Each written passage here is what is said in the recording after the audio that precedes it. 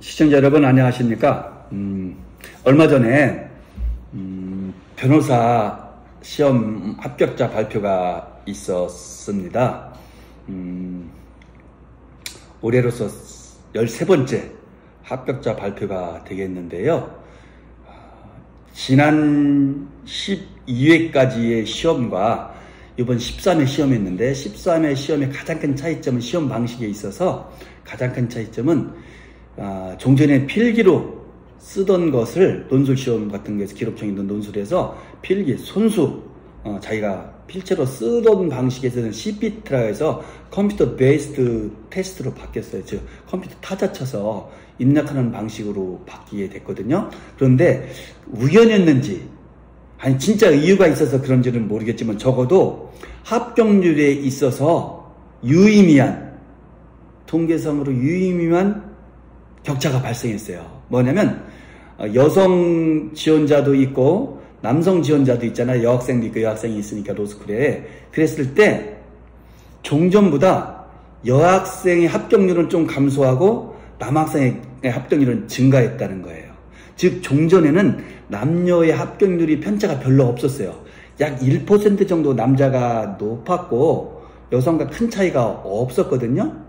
그런데 이번에는 통계가 신기한 통계가 나왔습니다. 뭐냐면 남성 같은 경우에는 합격률이 55.56%, 그리고 여학생, 여성의 경우에는 50.10%, 그래서 무려 5.46% 차이가 나는 거예요.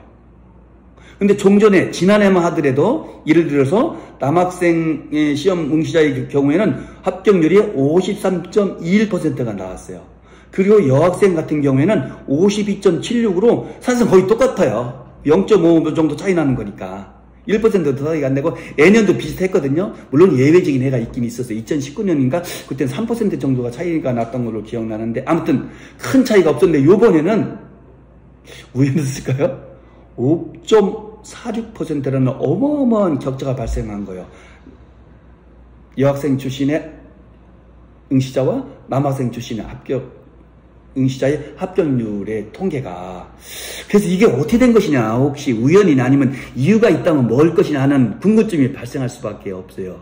그 점에서 우리 법률 전문 신문사에서는 약간 분석을 어떻게 해놨냐면은 보니까 CPT가 컴퓨터 베이스다 보니까 자기 필체가 중요하지가 않잖아요. 그러니까 또 필기 쓰는 속도도 그게 중요하지가 않잖아요. 어차피 입력 속도니까, 타자 실력이니까. 근데 타자 실력 요새 젊은 친구들은 거의 똑같죠. 그러다 보니까 종전에는 아무래도 여학생들은 글씨를 단정하게 써서 알아보기 쉽게 써서 아무래도 시각적 효과로 인해서 점수를 조금 더 받을 수 있고, 남학생 같은 경우는 일반적으로 본다면 전체는 아니겠지만 일부의 경우에는 실은 악필인 경우가 많아서 채점하기가 곤란하고 그것이 결국은 점수에 영향을 준 것이 아니겠느냐 하는 막연한 그런 불안감이 있었다는 것이죠. 수험가 입장에서는. 그런데 이번에 CPT를 해보니까 우연히도 여학생은 합격률이 오히려 줄고 남학생은 확 늘어나니까 이것이 필기의 악필이라든가 남필에서 오는 불이익이 이제는 남학생이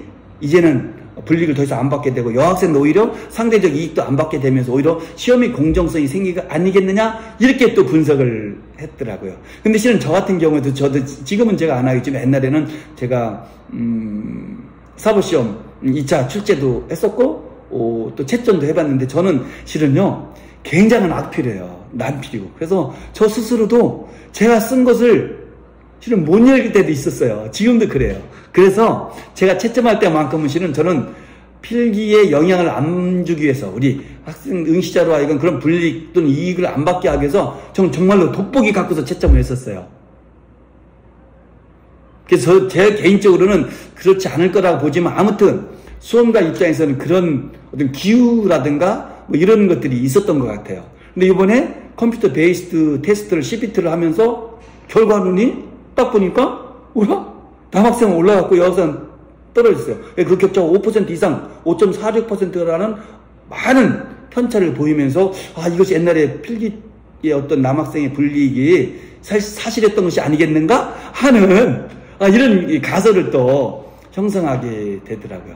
그런데 제가 볼 때는 아직은 이거 갖고서 판단하기는 이럴 것 같아요. 적어도 CPT를 통한 시험이 한 3회 내지는 5회 정도 계속 이루어지면서 그 통계치를 보고서 그에 따른 합격률의 추이랄까 변화를 보고서 그때 좀 어떤 원인을 분석하고 그것이 필기체의 문제였다 아니다 라고 판단하는 것이 옳지 않을까 하는 생각을 해봐요. 이번 한 번만 갖고서 이것이 남학생의 불이익이 없어졌고 여학생이 불이익이 장점이 없어졌다, 혜택을 받았던 것이 이제는 공정하게 됐다, 이렇게 단정하기에는 아직은 시험에서 이번에 한 번이었으니까 조금은 섣부른 판단이 될 수 있겠다. 그래서 실은 좀 더 3년 내지는 5년 동안 시험을 계속 봐서 그 통계치를 갖고서 분석을 해보는 것이 좀 더 합리성과 타당성을 구비하지 않을까 하는 생각을 해봅니다. 여러분들은 어떻게 생각하셨어요?